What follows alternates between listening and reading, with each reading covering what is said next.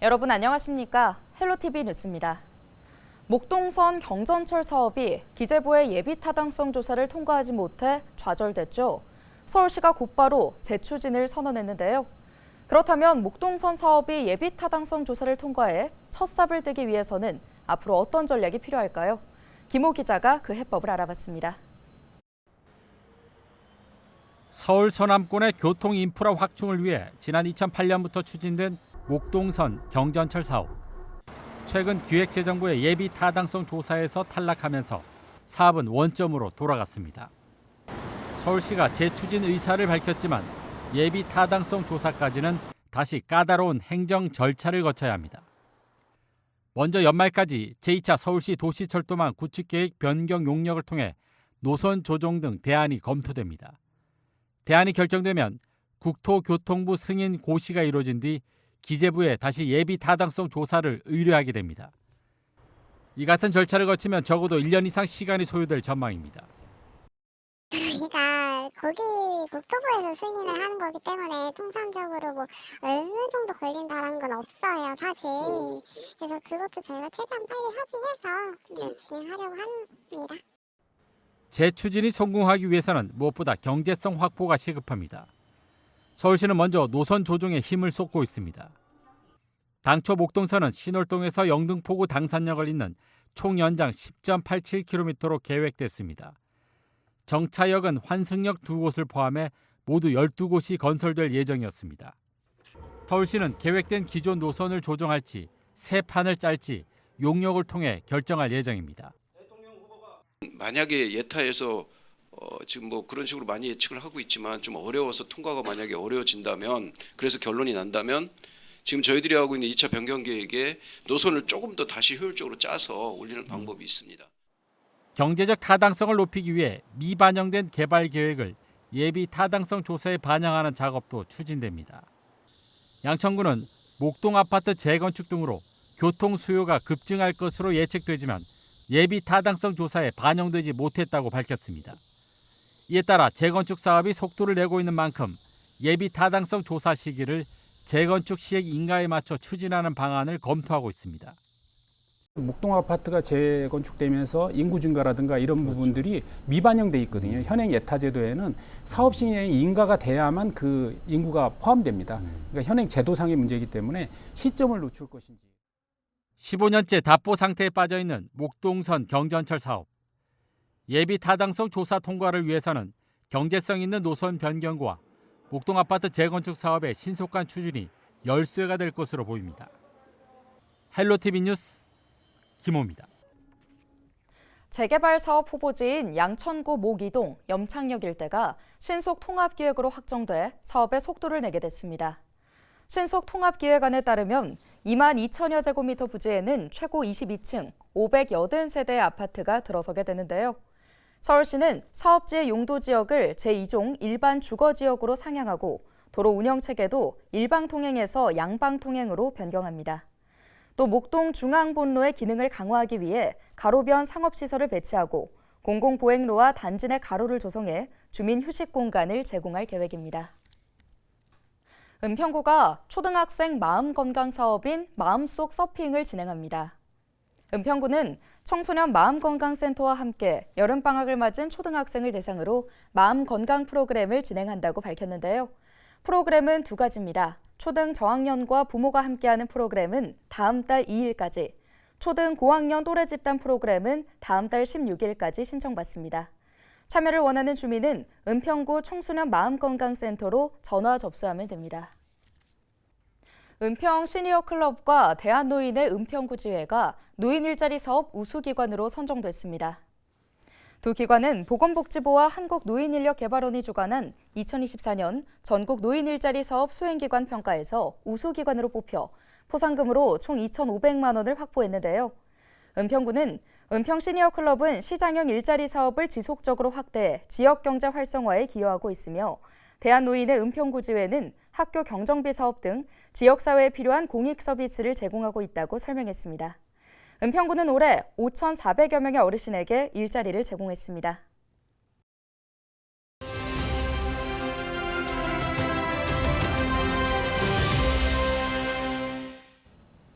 7월 집중호우에 신도시보다 원도심 지역 침수 피해가 늘고 있습니다. 원도심 하수관거들이 극한 강우를 감당하는 데 한계를 보이기 때문인데요. 침수 피해를 줄이기 위해 현재 시설을 어떻게 정비하고 개선해야 할지 전문가의 이야기 들어보겠습니다. 인하공전 건설환경공학과 최선영 교수와 이야기 나눕니다. 네, 교수님, 최근 잇따른 집중호우에 원도심의 주택가와 도로들이 또 물에 잠기고 있습니다. 구조적인 한계로 봐야 될까요? 원도심 같은 경우에는 아무래도 구조적인 문제로 인해서 통수능에 확실하게 문제가 있습니다. 통수능이 부족한 상황이고 또 확률 빈도를 과거에는 계획을 할 때 지금처럼 이렇게 50년 빈도로 계획을 하지 않았기 때문에 확실하게 좀 침수의 위험성을 가지고 있는 구조적인 문제를 가지고 있습니다. 네, 과거에 만든 관로가 작다고 해서 이 침수 피해를 그저 지켜볼 수만은 없을 것 같은데요. 어떻게 대응하면 좋을까요? 이런 문제를 좀 근본적으로 해결을 하기 위해서는 법률이 먼저 제정이 되고 예산이 이제 투입이 돼야 됩니다. 근데 그간의 이제 진행 사항을 보면 지역별로나 뭐 기간별로나 사후에 해결하는 방식으로 좀 진행이 되다 보니까 구조적인 문제를 해결하는 데는 좀 한계가 있었어요. 그런데 이제 이번에 국가에서 이제 주도하는 환경부에서 주도를 하는 도시침수방지법이 시행이 되면서 그런 침수 해결 방향성이 좀 일관되게 진행이 좀 될 것으로 기대가 되는데요. 근데 이제 침수 피해를 최소화하기 위한 뭐 어떤 대책에 대해서는 우수저류 시설을 설치를 하고 또 하수 관거 정비 사업을 통해서 지속적으로 그 불량 관거를 개량을 하고 또 통수능을 확보하는 이런 방법들이 있습니다. 이런 것들은 이제 예산이 투입이 돼서 구조적인 문제를 해결하는 방안들이 있고요. 장기적인 대책으로 또 살펴보면은 빗물바지 같은 경우에 뉴스에도 많이 나왔지만 쓰레기나 담배꽁초로 많이 채워져 있어서 정작 비가 왔을 때는 그 제 기능을 발휘하지 못하다 보니까 그 침수의 위험성이 오히려 더 커지는 경우도 있고요. 또한 그 하수 관거를 평소에 좀 준설을 할 필요가 있습니다. 토사나 쓰레기로 하수 관거가 퇴적이 될 경우에는 그 관거의 통수능을 또 축소시키는 또 그런 문제가 유발이 되기 때문에 비가 오기 전에 강우가 발생하기 전에 평소 때 하수 관거를 준설을 하고 유지 관리를 해서 통수능을 최대한 확보할 필요가 있습니다. 네, 또 침수 피해를 막기 위해 지금 당장 해야 할 일이 있고 시간을 두고 해결해야 할 일들이 있을 텐데요. 어떤 것들이 있을까요? 우수저류 시설을 설치를 한다든지 관거 정비 사업을 좀 예산을 조금 더 투입을 해서 전국적으로 통수능을 확보를 하는 것들이 좀 장기적인 대책이 될 수 있을 것 같고요.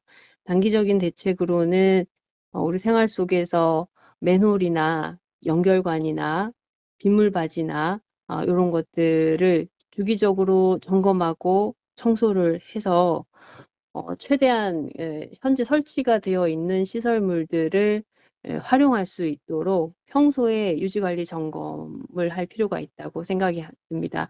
또한 이 부분에 대해서도 좀 더 예산이 투입이 되어야 될 것 같고요.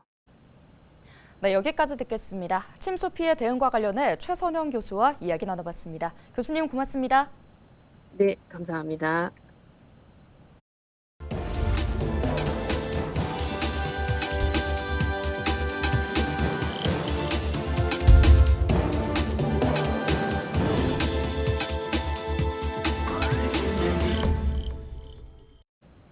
케이블 TV 공동기획 지역회생 프로젝트 지역을 살려라 순서입니다. 지방 소멸의 위기는 곧 농촌 등 지역의 작은 학교를 폐교로 내몰고 있는데요. 그 대안으로 수도권 학생들을 농촌 학교와 연계하는 농촌 유학 사업이 추진 중입니다.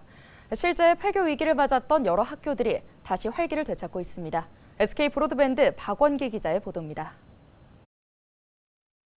전북 임실의 한 초등학교입니다. 이 학교는 지난 2009년 당시 전교생이 단 15명에 불과해 폐교 위기에 내몰렸습니다. 그런데 최근 농촌 유학생이 전학 오며 전교생은 37명으로 2배 이상 늘었습니다. 지역의 아이들한테 친구를 만들어주는 거, 이게 상호작용이죠. 또 도시 아이들한테는 새로운 고향을 만들어주는 거, 그다음에 학교를 유지할 수 있는, 작은 학교 유지할 수 있는 유일한 수단이다. 농촌 유학은 주로 수도권 초중고교 학생들이 1년 단위로 전학을 와 현지에서 생활합니다. 수도권에서는 평소 쉽게 접해보지 못한 자연 생태와 마을 공동체 등을 경험할 수 있습니다. 유학생들 만족도는 높습니다. 학교에서 체험학습도 많이 가고 같이 또래 친구들이랑 방도 같이 있어서 그런 점이 더 재밌었어요.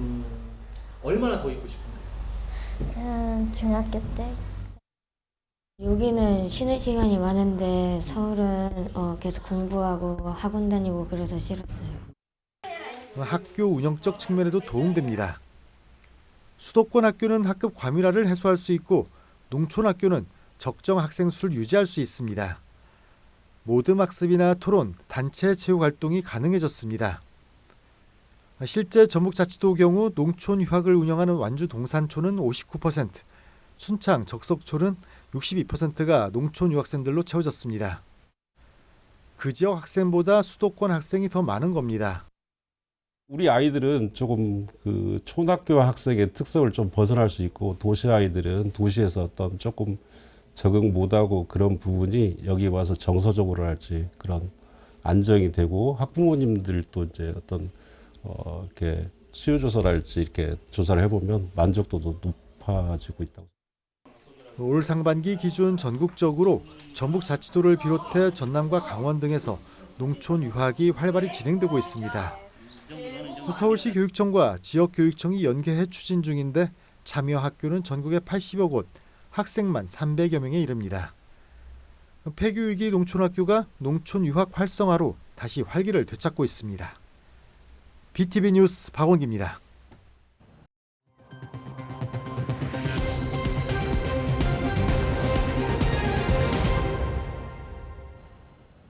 인천과 부천, 김포 등 수도권 서부 지역에서 오물풍선 신고가 잇따랐습니다. 21일 오후 6시 기준 인천에서는 3건, 부천 7건, 김포 3건 등의 오물풍선 신고가 경찰에 접수됐는데요. 인천에서는 강화도에서 오물풍선 식별 신고 3건이 접수돼 이 중 2건이 실제로 확인됐습니다. 부천에서는 원미구 중동아파트 인근에서 오물풍선을 발견했다는 신고가 접수됐고, 김포에서도 월곶면 등산로와 마산동 일대에서 오물풍선으로 의심되는 물체를 목격했다는 신고가 들어왔습니다. 지난해 인천으로 간 국제선 항공기 10대 중 2곳 이상에서 병원균이 검출됐습니다. 질병관리청은 지난해 7월 31일부터 올해 6월 30일까지 11개월간 국제선 항공편을 대상으로 기내 위생 점검을 벌였는데요. 그 결과 1,702편 중 13.04%인 222편에서 수인성 및 식품맥의 병원균이 검출됐습니다. 구체적으로 장 독소성 대장균이 178건으로 가장 많았고, 장 병원성 대장균 126건, 살모넬라균 19건, 장 출혈성 대장균 13건, 장 침습성 대장균과 장염 비브리오균 각 6건, 세균성 이질균 2건 등입니다.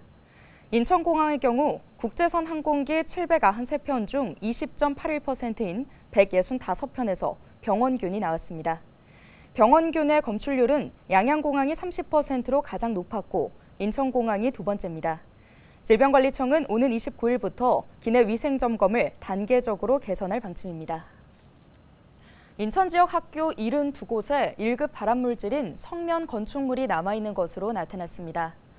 인천 환경운동연합이 내놓은 보고서를 보면 인천 지역 초중고와 특수학교, 유치원과 어린이집, 대학교 등 각종 학교 548곳 중 72개 학교에 성면 건축물이 남아 있습니다. 초등학교는 38곳, 중학교 141곳, 고등학교 124곳입니다. 인천은 성면학교 비율이 13.1%로 16개 시도 중 5번째로 낮았습니다. 오늘 준비한 소식은 여기까지입니다. 함께해 주신 여러분 고맙습니다.